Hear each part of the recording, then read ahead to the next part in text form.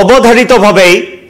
ইৰানে আক্ৰমণ কৰিছে ইজৰাইলৰ ওপৰত এক বৃহৎ আক্ৰমণ এক ভয়ংকৰ আক্ৰমণ ইজৰাইলৰ আকাশত যেন ভাৰতৰ দীপাৱলী সদৃশ এটা পৰিস্থিতিৰ সৃষ্টি হ'ল শ বেলিষ্টিক মিসাইলেৰে ভৰি পৰিল ইজৰাইলৰ আকাশ টাৰ্গেট ইজৰাইলৰ ৰাজধানী টেল আভিভ আৰু জেৰুজালেম আৰু টেল আভিভত শুকুৰবাৰে নিশা বৃহৎ ভয়ংকৰ আক্ৰমণ চলাইছে ইৰানে ইজৰাইলত নমস্কাৰ প্ৰিয় দৰ্শক মই জয়ন্ত মাধৱ গোস্বামী আপোনাক স্বাগতম জনাইছো নিউজ 18 অসম নৰ্থ ইষ্টৰ ডিজিটেল লাইভলৈ আৰু ডিজিটেল লাইভত আমি জনাই আহিছো আপোনাক মধ্যপ্ৰাচ্যৰ সংঘাতে লৈছে এক নতুন মোৰ মধ্যপ্ৰাচ্যৰ উত্তেজনা আৰু অধিক তীব্ৰতৰ হৈছে 2023 চনৰ পৰা যি উত্তেজনা আছিল সেই উত্তেজনাতকৈ আৰু এক বৃহৎ উত্তেজনাময় এটা পৰিস্থিতিৰ সূচনা হৈছে শুকুৰবাৰে পুৱতি নিশা ইজৰাইলে ইৰাণ আক্ৰমণ কৰাৰ পিছত ইৰাণ তছনছ কৰিছে ইজৰাইলে আক্ৰমণ কৰি ইতিমধ্যে সেই খবৰ সবিস্তাৰে আমি আপোনালোকক জনাইছো যত নেকি ইৰাণৰ পাৰমাণৱিক ঘাটিক টাৰ্গেট কৰি লোৱা হৈছে ইৰাণৰ যিসমূহ পাৰমাণৱিক ঘাটি আছে নাতানজ ইৰাণৰ তেহৰানত থকা ৰাজধানী তেহৰানত থকা নাতানজৰ সেই পাৰমাণৱিক ঘাটিত আক্ৰমণ চলাই যি বৃহৎ আক্ৰমণ চলাইছে পাৰমাণৱিক ঘাটি তছনছ কৰিছে একে সময়তে ইৰাণৰ সেনাধ্যক্ষই প্ৰাণ হেৰুৱাইছে ইৰাণৰ 6 গৰাকীকৈ শীৰ্ষ পৰমাণু বিজ্ঞানীয়ে প্ৰাণ হেৰুৱাইছে ইজৰাইলৰ আক্ৰমণত আৰু তাৰ প্ৰত্যুত্তৰ দিবলৈ প্ৰতিশোধৰ জয় জ্বলি থকা ইৰাণে প্ৰত্যুত্তৰ দিবলৈ প্ৰত্যাক্ৰমণ আৰম্ভ কৰিছে বৃহৎ প্ৰত্যাক্ৰমণ প্ৰতিশোধৰ প্ৰত্যাঘাত ইতিমধ্যে আৰম্ভ কৰিছে ইৰাণে আৰু যি আক্ৰমণত আমি ইতিমধ্যে দেখুৱাইছো শ বেলিষ্টিক মিসাইলৰ এয়া সমাহাৰ ইজৰাইলৰ আকাশত প্ৰত্যক্ষ কৰিছে শ বেলিষ্টিক মিসাইলেৰে এনেদৰে ইজৰাইলৰ ৰাজধানী টেল আভিভ আৰু জেৰুজালেমৰ বিস্তীৰ্ণ অঞ্চল বিদীৰ্ণ কৰি পেলোৱাৰ এই মুহূৰ্তত খবৰ আহিছে যদিও বা ক্ষয়ক্ষতিৰ পৰিমাণৰ কথা ইজৰাইলে এতিয়াও প্ৰকাশ কৰা নাই এই আক্ৰমণ ইমান বৃহৎ ইমান ভয়ংকৰ আছিল যে ইয়াৰ ক্ষয়ক্ষতিও এটা বৃহৎ পৰিসৰত হ'ব বুলি এই মুহূৰ্তত অনুমান কৰা হৈছে আনহাতে ইজৰাইলে যদিও বা প্ৰকাশ কৰিছে যে আইৰন ডমেৰে অধিকাংশ বেলিষ্টিক মিসাইলে ইজৰাইলে ধ্বংস কৰিবলৈ সক্ষম হৈছে কিন্তু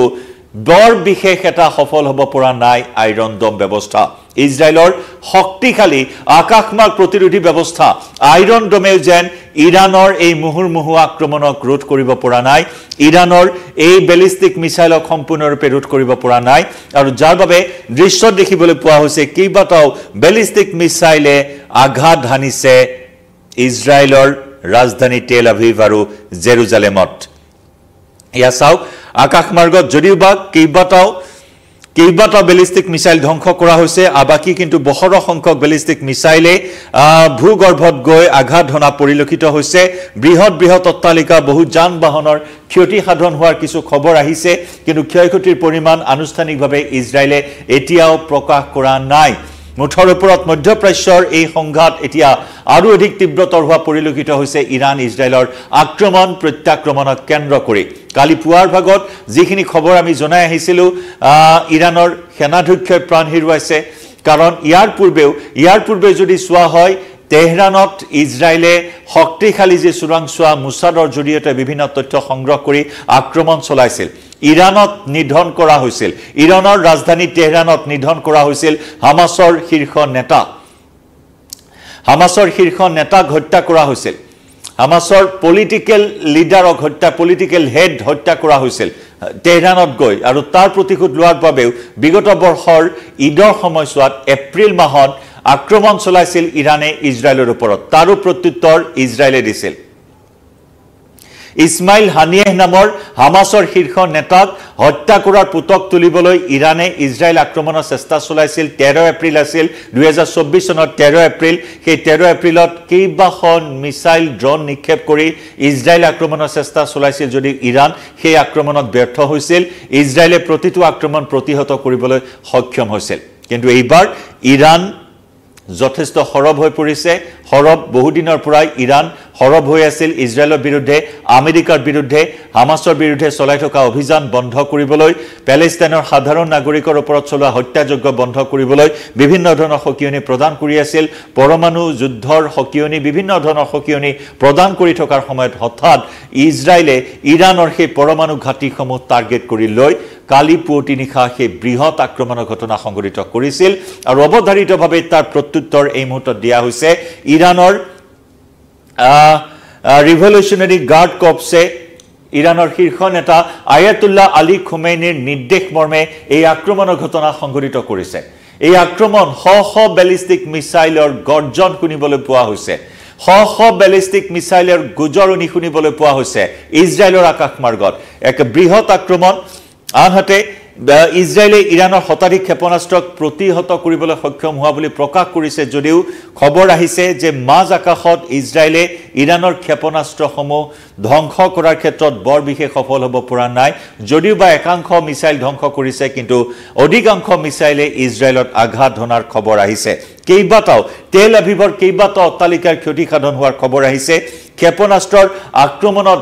জ্বলি উঠিছে কেইবাটাও বৃহৎ অট্টালিকা বহু যান বাহন জ্বলি উঠিছে ইৰাণৰ আক্ৰমণত অতি কমেও ইজৰাইলৰ 40 জনকৈ লোক আহত হোৱাৰ কিছু খবৰ আহিছে কালি দিনটোত যদি চোৱা হয় ইজৰাইলে যি আক্ৰমণ চলাইছিল ইৰাণত সেই আক্ৰমণত 78 জন লোকে প্ৰাণ হেৰুৱাইছিল য'ত আমি ইতিমধ্যে উল্লেখ কৰিছো ইৰাণৰ সেনাধ্যক্ষৰ পৰা আৰম্ভ কৰি পৰমাণু বিজ্ঞানীলৈ 78 জন লোকে প্ৰাণ হেৰুৱাইছিল 320 জনতকৈ অধিক লোক আঘাতপ্ৰাপ্ত হৈছিল কিন্তু এতিয়াও ইজৰাইলে ক্ষয়ক্ষতিৰ পৰিমাণ প্ৰকাশ কৰা নাই শনিবাৰে বিয়লি 2 বজালৈকে স্থানীয় সময় অনুসৰি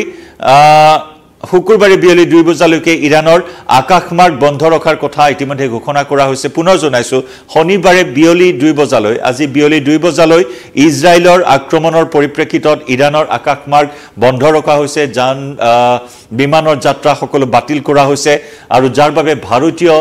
বিমান সেৱা প্ৰভাৱিত হোৱা পৰিলক্ষিত হৈছে আমি সেই খবৰো জনাইছো এয়াৰ ইণ্ডিয়াৰ 16খনকৈ বিমানৰ গতিপথ সলনি কৰা হৈছে বহু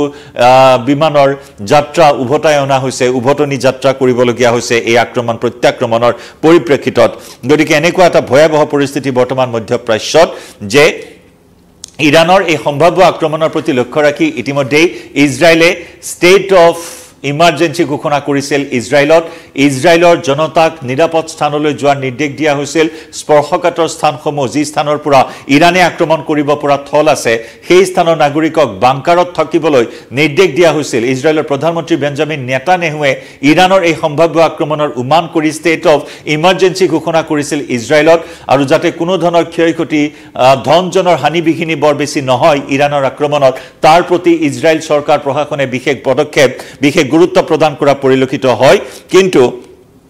বিশেষকৈ ইৰাণৰ সেনাধ্যক্ষ পৰমাণু বিজ্ঞানীসকলক লক্ষ্য কৰি ইজৰাইলে যি আক্ৰমণ চলাইছিল আৰু তাৰ কেইটামান ঘণ্টাৰ পাছতে ইৰাণে এই বৃহৎ প্ৰত্যাক্ৰমণ চলাইছে ইজৰাইলৰ ওপৰত আৰু ইৰাণৰ শীৰ্ষ নেতা আয়াতুল্লাহ আলী খুমেইনিয়ে কৈছে যে ইজৰাইলে কালি পুৱতি নিশা চলোৱা সেই আক্ৰমণেৰে যুদ্ধৰ সূচনা কৰিছে যুদ্ধৰ সূচনা কৰাৰ কথা উল্লেখ কৰিছে আয়াতুল্লাহ আলী খুমেইনিয়ে ইজৰাইলক আৰু হিট এণ্ড ৰানৰ সুবিধা দিয়া নহব বুলি সকিয়াই দিছে জায়নিষ্ট শাসন ব্যৱস্থাক নিজৰ অপৰাধৰ পৰা সাৰি যাবলৈ দিয়া নহব বুলি হুংকাৰ প্ৰদান কৰিছে সকিয়নি প্ৰদান কৰিছে আৰু তাৰ পিছত ইছলামিক ৰিভলিউচনাৰী গাৰ্ড কৰ্পছে আয়াতুল্লাহ আলী খুমেইনিৰ নিৰ্দেশ মৰ্মে এই বৃহৎ আক্ৰমণৰ ইতিমধ্যে আৰম্ভ কৰিছে ইজৰাইলৰ ওপৰত গতিকে এই যুদ্ধ আৰু কিমান পৰ্যায়লৈ যাব তাকে লৈ এতিয়া সমগ্ৰ বিশ্ববাসী উদ্বিগ্ন হৈ পৰিছে সমগ্ৰ বিশ্বৰ শীৰ্ষ নেতাসকল মধ্যপ্ৰাচ্যৰ এই সংঘাতক লৈ উদ্বিগ্ন হৈ আছে কাৰণ এফালে যদি চোৱা হয় ইউক্ৰেইন ৰাছিয়াৰ মাজৰ ভয়াবহ এটা পৰিৱেশ চলি আছে তাৰ মাজত ইৰাণৰ ওপৰত আক্ৰমণ ইৰাণে প্ৰত্যাক্ৰমণ চলাইছে ইজৰাইলৰ ওপৰত 2023 চনৰ পৰা বহু চেষ্টা চলাই আহিছে ইজৰাইলক ধ্বংস কৰিবৰ বাবে ইৰাণে কিন্তু সফল হ'ব পৰা নাই কাৰণ ভৌগোলিক দিশৰ পৰাও ইৰাণ সীমামূৰীয়া দেশ নহয় ইজৰাইলৰ তেনেস্থলত আন দেশৰ সহায়ত